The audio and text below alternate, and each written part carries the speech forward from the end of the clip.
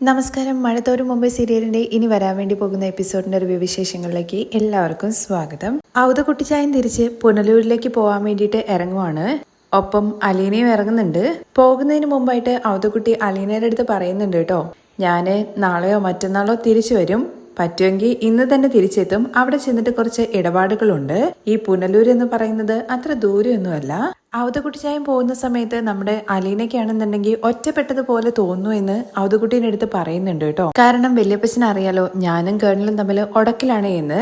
നീ അവനുമായിട്ട് ഉടക്കാനൊന്നും പോകണ്ട മോളെ, എന്തിനാണ് നീ വെറുതെ ആവശ്യമില്ലാതെ അടുക്കളയിലേക്കോ അതുപോലെ മറ്റു കാര്യങ്ങളിലൊന്നും ഇടപെടാൻ വേണ്ടി പോകണ്ട എന്ന് ഔദക്കുട്ടി പറയുന്നുണ്ടോ. പക്ഷേ അലീനയാണെങ്കിൽ ഇല്ല, അതൊന്നും പറ്റത്തില്ല വല്യപ്പച്ച. എന്തായാലും നാളെ ഞാൻ വീണ്ടും സമരം ആരംഭിക്കും. നീ മോളെ എന്ത് സമരം ചെയ്യാനാണ്? ഇവിടെ ഇരുന്നു കൊണ്ട് കൊടി പിടിക്കാനാണോ മുറ്റത്ത്? അതിനൊക്കെ അപ്പച്ച ഞാനൊരു വഴി കണ്ടെത്തിയിട്ടുണ്ട്. ശരി, എന്തായാലും മോളെ അടുത്ത തവണ പോകുന്ന സമയത്ത് മോളും തന്റെ കൂടെ വരണം എന്ന് പറയുന്നുണ്ട് കേട്ടോ. നിനക്കും എന്റെ തറവാടും കാര്യങ്ങളൊക്കെ ഒന്ന് കാണണ്ടേ? അതിന് അപ്പച്ച ഞാൻ ആദ്യം ഇവിടെ ഒന്ന് കാലുറപ്പിക്കട്ടെ. അതും ശരി തന്നെയാണെന്ന് ഔദക്കുട്ടി അലീനയുടെ അടുത്ത് പറയുന്നുണ്ട്. എന്നിട്ട് പോയിട്ട് വരാ എന്ന് പറഞ്ഞുകൊണ്ട് അവിടുന്ന് ഇറങ്ങുവാണേ. അലീന കുറച്ചു നേരം ഔദക്കുട്ടിയുടെ കാറ് മറയുന്നത് വരെ നോക്കി നിൽക്കുന്നുണ്ട്. എന്നതിന് ശേഷം വൈകുന്നേരം ഒരു 4 മണിയോട് കൂടിയിട്ട് മറ്റൊരു കാറ് ആ വീടിന്റെ മുറ്റത്തേക്ക് വന്ന് നിൽക്കുകയാണ്. അതിൽ നിന്നും ഇറങ്ങുന്നത് ഒരു മധ്യവയസ്കയായ സ്ത്രീയും അതുപോലെ തന്നെ ജീൻസും ടോപ്പും ഒക്കെ ഇട്ട ഒരു പെൺകുട്ടിയുമാണ്. അവരെ കണ്ടതും വേഗം തന്നെ ആൻഡപ്പൻ ചെന്ന് സ്റ്റാൻലിയുടെ അടുത്ത് വിവരം അറിയിക്കുന്നുണ്ട് കേട്ടോ. റീത്ത കൊച്ചമ്മയും അതുപോലെ ടാനിയ മോളും വന്നു എന്നുള്ള കാര്യമാണ് കേട്ടോ പറയുന്നത്. ഇത് കേട്ട് നമ്മുടെ സ്റ്റാൻലി ആണെങ്കിൽ വരട്ടെ, താൻ തന്നെ പണി നോക്കുക എന്ന് പറഞ്ഞ് ആൻഡപ്പൻ അവിടുന്ന് ഓടിക്കുവാണേ. ആൻഡപ്പൻ അങ്ങ് പോയി കുറച്ച് കഴിയുമ്പോഴേക്കും വാതിലില് മുട്ട് കേൾക്കുവാണ് കേട്ടോ. കേണലാണെങ്കിൽ യെസ് കമ്മിങ് എന്ന് പറഞ്ഞ് വിളിക്കുന്നുണ്ട്. അങ്ങനെ റീത്തയും അതുപോലെ തന്നെ ടാനിയയും ഉള്ളിൽ കയറി ഇങ്ങനെ നിൽക്കുവാണ്. ടാനിയാണെങ്കിൽ അപ്പച്ചന്റെ അടുത്ത് ഇങ്ങനെ ഗുഡ് ഈവനിങ് പപ്പ എന്ന് പറയുവാണ്. Very good evening. അതുപോലെ തന്നെ റീത്താമ്മയ്ക്കും ഗുഡ് ഈവനിങ് കൊടുക്കുന്നുണ്ട്. എന്നതിന് ശേഷം ഇരിക്കാൻ വേണ്ടിയിട്ട് പറയുവാണേ. ഉടനെ റീത്താമ്മ പറയുന്നത് ഇത് പട്ടികളിരുന്ന കസേരയല്ലേ, താൻ ഇരിക്കില്ല എന്നുള്ള മട്ടിലാണ് കേട്ടോ. പക്ഷേ അത് അന്തസ്സുള്ള പട്ടികളാണ് എന്നാണ് നമ്മുടെ സ്റ്റാൻലിയുടെ പക്ഷം. പക്ഷേ റീത്താമ്മ, നമ്മുടെ വീട്ടിലൊക്കെ പട്ടികൾ എത്ര വലുതായാലും മനുഷ്യനോളം അന്തസ് വരത്തില്ല. നിങ്ങളുടെ വീട്ടിലെ പട്ടികൾക്ക് നിങ്ങളത്ര ഉയരാൻ വേണ്ടി പറ്റില്ലെങ്കിലും നിങ്ങൾക്ക് പട്ടികളെക്കാളും താഴാൻ വേണ്ടി പറ്റും എന്ന് എനിക്ക് അറിയാം സ്റ്റാൻലി. ഉടനെ റീത്ത പറയുന്നുണ്ട് കേട്ടോ, ആരാണ് തരം താന്നത്? ഞാനങ്ങനെ വെറുതെ ഇങ്ങോട്ട് വന്നതൊന്നുമല്ല, ഒരു വാർത്ത അറിഞ്ഞിട്ട് തന്നെ വന്നതാണ്. എന്ത് വാർത്ത അറിഞ്ഞിട്ടാണെന്ന് സ്റ്റാൻലി ചോദിക്കുമ്പോഴാണ് സ്റ്റാൻലി ഇവിടെ ഒരു വെപ്പാട്ടിയെ കൊണ്ട് നിർത്തിയിട്ടുണ്ട് എന്നുള്ള വാർത്ത ഞാൻ അറിഞ്ഞത്. റീത്തയുടെ വാക്കുകൾ കേട്ട് നമ്മുടെ സ്റ്റാൻലിക്കാണെങ്കിൽ ഭയങ്കര ദേഷ്യം വരുന്നുണ്ട്. ഒരു മുന്നറിയിപ്പ് എന്നുള്ള രീതിയിൽ കഴിച്ചു കൊണ്ടിക്കൊണ്ട് പറയുന്നുണ്ട്, മര്യാദയ്ക്ക് സംസാരിക്കാൻ വേണ്ടി പറ്റില്ല എന്നുണ്ടെങ്കിൽ ഇപ്പോ ഈ നിമിഷം മുറിയിൽ നിന്ന് ഇറങ്ങിപ്പോണം, ഇല്ലെങ്കിൽ ഞാൻ സ്ത്രീയാണെന്ന് നോക്കില്ല എന്നും അടിച്ച് ഇറക്കും എന്നുള്ള കാര്യം കൂടി സ്റ്റാൻലി വ്യക്തമാക്കുന്നുണ്ട്. ഇത് കേട്ട റീത്തയെ മുട്ട് വിട്ടുകൊടുക്കുന്നൊന്നുമില്ല. മര്യാദക്കേട് കാണിക്കുന്നതിൽ ആർക്കും ഒരു കുഴപ്പമില്ല. സ്റ്റാൻലി ഇവിടെ കൊണ്ടുവന്ന് താമസിപ്പിച്ചിരിക്കുന്ന ആ പെണ്ണ് ഏതാണ്? അങ്ങനെ മര്യാദയ്ക്ക് ചോദിക്കുകയാണെന്നുണ്ടെങ്കിലും മറുപടിയും മര്യാദയോടു കൂടി തന്നെയായിരിക്കും. ഞാനിവിടെ കൊണ്ടുവന്ന് താമസിപ്പിച്ചിരിക്കുന്നത് എൻ്റെ മകളെയാണ്. ഇതാണോ അന്തസ്സുള്ള മറുപടി? സ്റ്റാൻലിക്ക് എത്ര മക്കളാണ്? എനിക്ക് 4 മക്കളുണ്ട്. അതെങ്ങനെയാ സ്റ്റാൻലി ശരിയാവുന്നത്? നിന്റെ ഭാര്യ റീത്താമ്മ പ്രസവിച്ചിരിക്കുന്നത് 3 മക്കളെയല്ലേ? സ്റ്റാൻലിക്ക് മറ്റൊരു പെണ്ണില് ഒരു മകൾ ജനിച്ചു എന്ന് കരുതിയാ മതി. ഇതെന്ത് വർത്താനാണ്? എപ്പ നോക്കിക്കഴിഞ്ഞു കഴിഞ്ഞാലും അന്തസ്സിനെ കുറിച്ച് സംസാരിക്കുന്ന പട്ടാളക്കാരന്റെ അന്തസ്സാണോ ഇത്, അല്ലെങ്കിൽ കൊട്ടാരമറ്റത്തെ അന്തസ്സോ? അത് കേട്ട് സ്റ്റാൻലി കുറച്ചൊന്ന് കുഴഞ്ഞു പോകുന്നുണ്ട് കേട്ടോ. റീത്താമ്മ പറയുന്ന കാര്യം ന്യായം തന്നെ ആയതുകൊണ്ട് തന്നെ വെറുതെ അതിന് തർക്കിച്ചിട്ട് കാര്യമില്ല എന്ന് സ്റ്റാൻലിക്ക് മനസ്സിലാവുവാണേ. എന്താണ് റീത്താമ്മയ്ക്ക് അറിയേണ്ടതെന്ന് ചോദിക്കുവാണേ. വെറുതെ ഇവിടെ കിടന്നിട്ട് വായിട്ട് അലക്കരുത്. എന്താണോ അറിയേണ്ടതെന്ന് വെച്ചാൽ അത് ചോദിച്ചാൽ അതിനുള്ള മറുപടി താൻ പറയും. എൽസമ്മയുടെ കഴുത്തിലല്ലേ സ്റ്റാൻലി താലി കിട്ടിയത്? അതിനു പുറമെ വേറെ മക്കളും ഉണ്ടെന്ന് പറഞ്ഞ അതിന്റെ അർത്ഥം എന്താണ്? ഇനി വേറെ എത്ര വെപ്പാട്ടികൾ വരാനുണ്ട്, അതില് മക്കളും വരാനുണ്ടോ എന്നൊക്കെ ചോദിക്കുന്നുണ്ട്. ഇത് കേട്ട സ്റ്റാൻലി മര്യാദയ്ക്ക് സംസാരിക്കാൻ വേണ്ടിയിട്ട് പറയാണ് റീത്താമ്മയുടെ അടുത്ത്.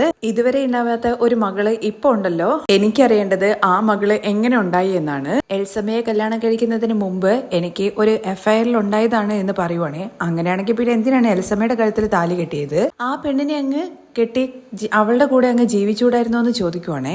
അത് തന്നെയായിരുന്നു തന്റെ ആഗ്രഹം. പക്ഷെ എന്ത് ചെയ്യാനാണ് റീത്താമ്മേ, അത് നടന്നില്ല. അങ്ങനെയാണെന്നുണ്ടെങ്കിൽ ഇനിയിപ്പോ എൽസിമയും മക്കളും എന്ത് ചെയ്യണം എന്നുള്ള കാര്യം കൂടി സ്റ്റാൻലി അങ്ങ് പറ. അവരെന്ത് ചെയ്യാനാണ്? അവരിപ്പൊ എന്താണോ ചെയ്യുന്നത് അവരുടെ കാര്യങ്ങൾ നോക്കി അവരിയ്ക്കുന്നിടത്ത് അങ്ങ് ഇരുന്നാ മതി. അങ്ങനെ അങ്ങ് വിടാൻ വേണ്ടി പറ്റുമോ? അവർക്ക് പുറത്തിറങ്ങി നടക്കേണ്ടതല്ലേ? ഇന്നിപ്പം കുറച്ചു പേര് അറിഞ്ഞു, നാളെ നാട് മുഴുവൻ അറിയും സ്റ്റാൻലിക്ക് പിഴച്ചു പറ്റിയൊരു മകളുണ്ട് എന്നുള്ള കാര്യം. ആ സമയത്ത് മക്കളും അതുപോലെ സ്റ്റാൻലിയുടെ ഭാര്യയും എന്ത് മറുപടി പറയും? അവരെന്തെങ്കിലും മറുപടി പറഞ്ഞോളും. അതിനെക്കുറിച്ച് ഓർത്ത് റീത്താമ്മ വിഷമിക്കണ്ട. പിന്നെ അവൾക്ക് എന്തെങ്കിലും പ്രശ്നമുണ്ട് ചോദിക്കാനുണ്ടെന്നുണ്ടെങ്കിൽ എന്റെ അടുത്ത് വന്ന് ചോദിക്കാൻ പറ, അതിന് മറുപടി താൻ പറഞ്ഞോളും. അത് മാത്രമല്ലല്ലോ സ്റ്റാൻലിക്ക് അന്തസ്സോട് കൂടി പിറന്ന 3 മക്കളുണ്ടല്ലോ. ദാ ഈ നിൽക്കുന്നവളും. ഇവള് നാളെ കോളേജിൽ പോകുന്ന സമയത്ത് സ്വന്തം പപ്പയ്ക്ക് രഹസ്യത്തില് വേറൊരു മകളുണ്ട് എന്നുള്ള കാര്യത്തെക്കുറിച്ച് ആരെങ്കിലും ചോദിച്ച് കളിയാക്കി കഴിഞ്ഞു കഴിഞ്ഞാൽ ഇവൾ എന്തേക്കും? ഇവൾക്ക് ഏൽക്കുന്ന ദുഷ്പേരിന് മറുമരുന്ന് എന്തെങ്കിലും ഉണ്ടോ? പട്ടാളക്കാരന്റെ തൊപ്പിയിൽ കയറുന്ന സ്റ്റാറോ മെഡലോ അങ്ങനത്തെ ഒന്നുമല്ല. സ്വന്തം പപ്പയ്ക്ക് അവിഹിതത്തിലുണ്ടായ ഒരു മകളുണ്ട് എന്നാണ്.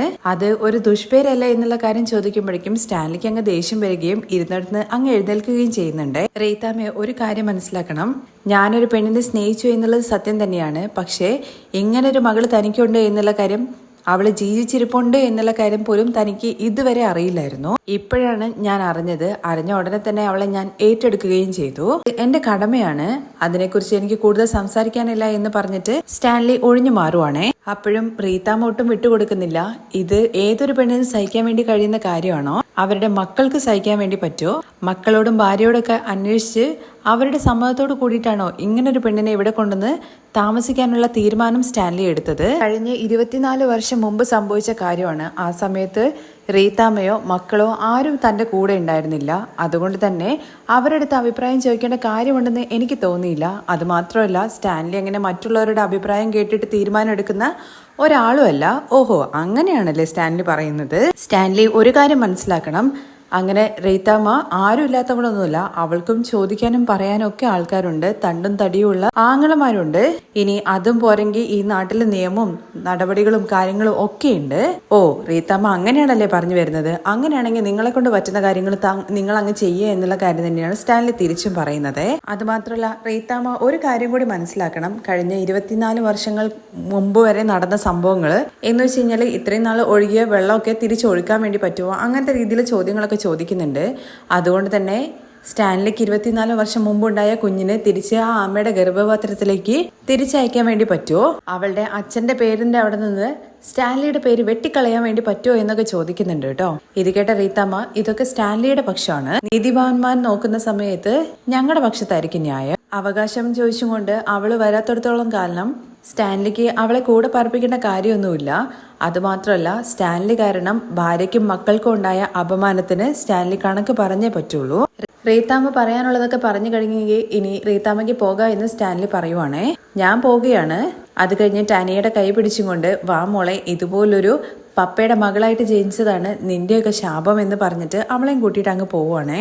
അങ്ങനെ റീത്താമ്മ പോകുന്ന വഴിയിൽ ആന്റപ്പനെ കാണുകയും ആന്റപ്പന്റെ അടുത്ത് എനിക്ക് അവളെ ഒന്ന് കാണണം എന്നുള്ള കാര്യം പറയുവാണേ.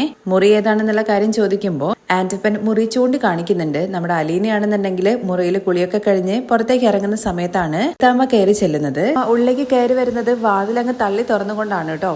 അലീന നോക്കുന്ന സമയത്ത് ഒരു മധ്യവയസ്കയായ സ്ത്രീയും അതുപോലെ തന്നെ ജീൻസും ടോപ്പൊക്കെ ഇട്ടിട്ടിരിക്കുന്ന ഒരു പെൺകുട്ടിയും. ആ പെൺകുട്ടിയുടെ മുഖം കണ്ടിട്ട് നമ്മുടെ അലീനയ്ക്ക് തന്നെ വല്ലാത്തൊരു അത്ഭുതം തോന്നുവാണ് കേട്ടോ. കാരണം അലീനയുടെ അതേ മുഖ സാദൃശ്യം. റീത്താമ്മയാണെന്നുണ്ടെങ്കിൽ നമ്മുടെ അലീനയെ അടിമുടി അങ്ങ് നോക്കുന്നുണ്ട്. അലീനയെ കണ്ടപ്പോൾ തന്നെ സ്റ്റാൻലിയുടെ അമ്മയുടെ അതേ ചായ ഉണ്ടെന്നുള്ള കാര്യം റീത്താമ്മയ്ക്ക് മനസ്സിലാക്കുകയും മകളാണെന്നതിൽ റീത്താമ്മയ്ക്ക് ഒരു സംശയം തോന്നുന്നില്ല കേട്ടോ. പിന്നെന്തോ വലിയ ആളെ പോലെ ഇങ്ങനെ ചോദിക്കുന്നുണ്ട്, എന്താ നിന്റെ പേര് എന്ന്. അലീന എന്ന് പറയുവാണ്. ഉടനെ സ്റ്റാൻലിയുടെ സ്വത്തുക്കളെല്ലാം കൈക്കലാക്കാൻ വേണ്ടിയിട്ട് വന്നതായിരിക്കുമല്ലേ എന്ന് അലീനയുടെ അടുത്ത് ചോദിക്കുന്നുണ്ട്. എന്തായാലും നീ കൂടുതൽ ദിവസം ഇവിടെ നിൽക്കില്ല. റീത്താമ്മ പറഞ്ഞ കാര്യങ്ങളൊന്നും തെറ്റിയിട്ടില്ല എന്നുള്ള കാര്യം നീ ഒന്ന് മനസ്സിലാക്കി വെച്ചോ. അവരുടെ ആ ഷോ ഓഫ് ഒക്കെ കണ്ടിട്ട് നമ്മുടെ അലീന ഇങ്ങനെ നെട്ടിത്തെരിച്ച് നിൽക്കുവാണേ. അല്ല, ആരാണെന്ന് മനസ്സിലായില്ല എന്നുള്ളൊരു ചോദ്യം അലീനയുടെ പക്ഷത്തു നിന്ന് വരുന്നുണ്ട്. ആരാണെന്ന് മനസ്സിലാക്കി തരാം, അധികം വൈകാതെ തന്നെ താൻ മനസ്സിലാക്കി തരാം എന്ന് പറഞ്ഞ് റീത്താമ്മ ടാനിയെ വിളിച്ചു കൂട്ടിക്കൊണ്ട് അങ്ങ് പോകുവാണേ. അലീന സിറ്റൗട്ടിലെത്തുമ്പോഴേക്കും ടാനിയും അതുപോലെ തന്നെ റീത്താമ്മയും കാറിൽ കയറി പോയിട്ടുണ്ടായിരുന്നു. അവരങ്ങ് പോയി കഴിഞ്ഞ ശേഷം ആൻഡപ്പച്ചേട്ടൻ സിറ്റൗട്ടിലേക്ക് വരുന്നുണ്ട്. അലീന വന്നിരിക്കുന്നത് ആരായിരുന്നു എന്ന് ചോദിക്കുന്നുണ്ട് കേട്ടോ. റീത്താമ്മയും അതുപോലെ ടാനിയും. അതാരാണ്? അത് കേണൽ സാബിന്റെ വൈഫിന്റെ ചേച്ചിയും അതുപോലെ തന്നെ ടാനിയെ മകളാണെന്നും അറിയിക്കുകയാണ്. ആണോ? അയ്യോ, അലീനയ്ക്ക് വല്ലാതാവുന്നുണ്ട് കേട്ടോ. കാരണം സ്വന്തം അനിയത്തിയാണല്ലോ. അവളെ ചേർത്ത് പിടിച്ചൊന്നും സംസാരിക്കാനും സ്നേഹത്തോടു കൂടി സംസാരിക്കാനൊന്നും പറ്റിയില്ല.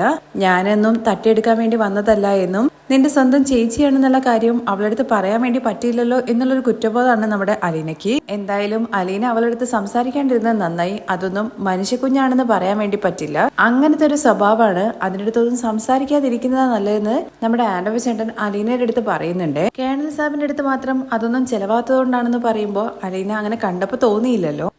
കണ്ട മോളെ അങ്ങനെയൊന്നും തോന്നത്തില്ല.